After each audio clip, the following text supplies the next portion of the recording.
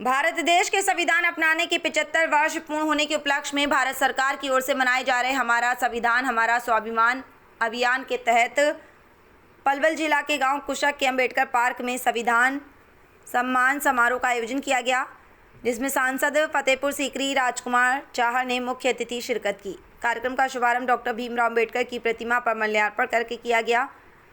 इस अवसर पर सभी ने मिलकर संविधान का सम्मान और रक्षा करने का संकल्प लिया।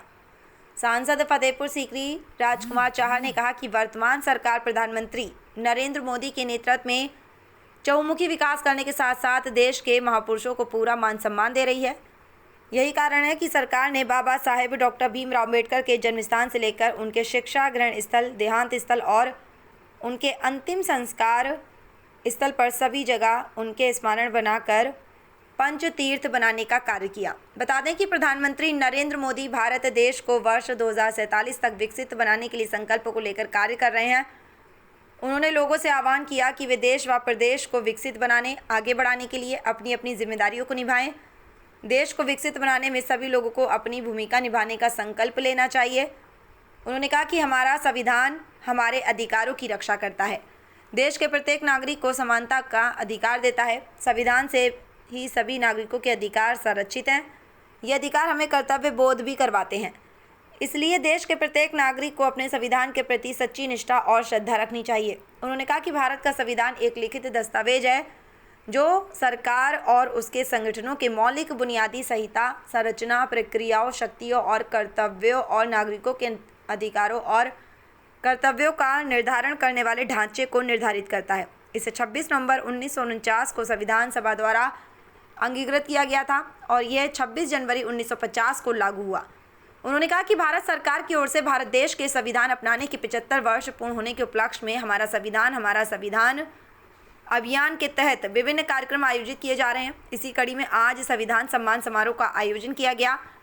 उन्होंने कहा कि इस कार्यक्रम का उद्देश्य नागरिकों में संवैधानिक मूल्यों के प्रति जागरूकता बढ़ाना है। भीमराव अंबेडकर जी के सम्मान समारोह पूरे देश भर में भारतीय जनता पार्टी कर रही है। जो महापुरुष होता है साहब, वो किसी एक जाति का नहीं होता। महापुरुष किसी एक जाति में जन्म तो ले सकता है, लेकिन महापुरुष की जाति उस दिन समाप्त हो जाती है जिस दिन वो महापुरुष हो जाता है। और महापुरुष वही होता है जो देश के लिए काम करता है, समाज के लिए काम करता है, लोगों के लिए काम करता है, वंचित, शोषित, पीड़ित दलितों के लिए काम करता है, उन लोगों के लिए काम करता है जिनको जीवन में काम की जरूरत है। तो जब देश आजाद हुआ तो देश की आजादी के समय उसके बाद भारत की स्वतंत्रता पर हमारा संविधान भी बनना था कि जिस संविधान के द्वारा हमारा देश चले। तो संविधान की जो ड्राफ्टिंग कमेटी थी, उस कमेटी के अध्यक्ष थे बाबा साहब डॉक्टर भीमराव अंबेडकर। यहाँ अनेक हमारे अनुसूचित समाज के लोग भी होंगे, सभी समाज के लोग यहाँ बैठे हैं। मैं कहना चाहूंगा कि बाबा साहब भीमराव अंबेडकर जी की जीवनी को हमको जरूर पढ़ना चाहिए। हमारे सभी सामाजिक राजनीतिक कार्यकर्ताओं को उनकी जीवनी पढ़नी चाहिए। बाबा साहब भीमराव अंबेडकर जी ने किस प्रकार शिक्षा दीक्षा ली, कैसे वो जब पढ़ने जाते थे तो कोई पढ़ता भी नहीं था। गांव में यहाँ तक कि कोई उनके बाल काटने तैयार नहीं होता था। अगर वो घड़े में पानी पीने जाते थे तो उनके घड़े में पानी भी नहीं पीने देते थे, उनके लिए अलग व्यवस्था की जाती है। ऐसे करके बाबा साहब भीमराव अंबेडकर जी ने शिक्षा प्राप्त करने का काम किया। कितने संघर्ष किए होंगे। हम सब यहाँ ऐसे लोग भी बैठे, हमने भी बचपन में गांव में क्या क्या चीजें होती थी उस पर मैं ज्यादा प्रकाश नहीं डालना चाहता, लेकिन ये अंग्रेजों ने फूट डालो राज करो की नीति अपनाई। उन्होंने सनातन में आपस में दूरियां पैदा करने का काम किया। ये अछूत है, इसको छू नहीं सकते, ये पढ़ नहीं सकता, ये अंग्रेजों ने किया। और देश की आजादी के बाद आपने देखा होगा किस प्रकार के देश में हिंदू मुस्लिमों के दंगे भी हुए, पाकिस्तान बना, भारत के टुकड़े किए गए।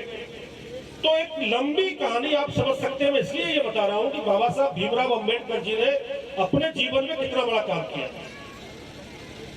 आज अगर अनुसूचित समाज के लोग आज अच्छे पदों पे हैं, अच्छी जिम्मेदारियों पे हैं, उनको रोजगार के साधन मिल रहे हैं, आज वो सम्मान के साथ अगर रह रहे हैं तो वो डॉक्टर बाबा साहब भीमराव अंबेडकर जी के कारण।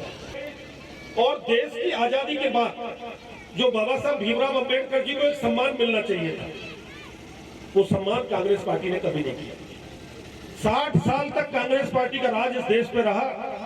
बाबा, जैसे सुशील जी अभी कह रहे थे अपने वक्तव्य में कि बाबा साहब को हराने का काम किया। 1952 का एक चुनाव था लोकसभा का, उस चुनाव के अंदर बाबा साहब भीमराव अंबेडकर जब चुनाव हारे, उसमें केस हुआ तो पता चला कि 74,000 से ज्यादा वोट उनके कैंसिल कर दिए गए।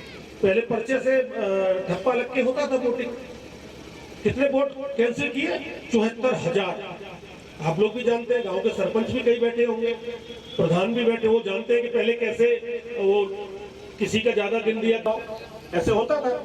लेकिन बाबा साहब भीमराव अंबेडकर जी को कांग्रेस पार्टी ने जानबूझ के हराया, और 1952 में हराया, फिर 1954 में भी हराने का काम किया। और यही नहीं, कांग्रेस पार्टी के तत्कालीन प्रधानमंत्री जवाहरलाल नेहरू ने बाबा साहब भीमराव अंबेडकर जी लोकसभा में न पहुंच जाए, इसके लिए उनके खिलाफ चुनाव का प्रचार भी किया। शांत हुआ, उनकी मृत्यु हुई दिल्ली में, अलीपुर रोड। तो बाबा साहब भीमराव अंबेडकर जी का अंतिम संस्कार होना था। जिसने संविधान बनाया हो, जिसने देश को जीने के लिए, देश को राह दिखाने का काम किया हो, बाबा साहब भीमराव अंबेडकर जी के अंतिम संस्कार के लिए कांग्रेस पार्टी की सरकार ने दिल्ली में उनको जगह नहीं दी। इससे ज्यादा शर्म की बात क्या हो सकती है? किसी भी जुड़े हुए एक भी स्थान पर कांग्रेस पार्टी ने कोई स्मारक नहीं बनाया। और एक समय पर जब स्मारक बनाने की बात आई तो उस समय नेहरू जी ने खुद उस स्मारक को बनाने के लिए मना कर दिया। बाबा साहब ने महू में जन्म लिया, आज उनका स्मारक, जहां वो लंदन में पढ़े आज उनका स्मारक, नागपुर में जहां दीक्षा ली वहां उनका स्मारक, दिल्ली में जहां वहां परिनिर्वाण हुआ, उनका देहांत हुआ, वहां उनका स्मारक, और मुंबई में भी उनका स्मारक जहां उनका अंतिम संस्कार किया गया। तो पांचों स्थानों पर आज अगर किसी ने स्मारक बनाकर पंचतीर्थ बनाने का किसी ने काम किया है तो देश के प्रधानमंत्री श्री नरेंद्र मोदी जी ने किया है, बाबा साहब भीमराव अंबेडकर जी को सम्मान देने का।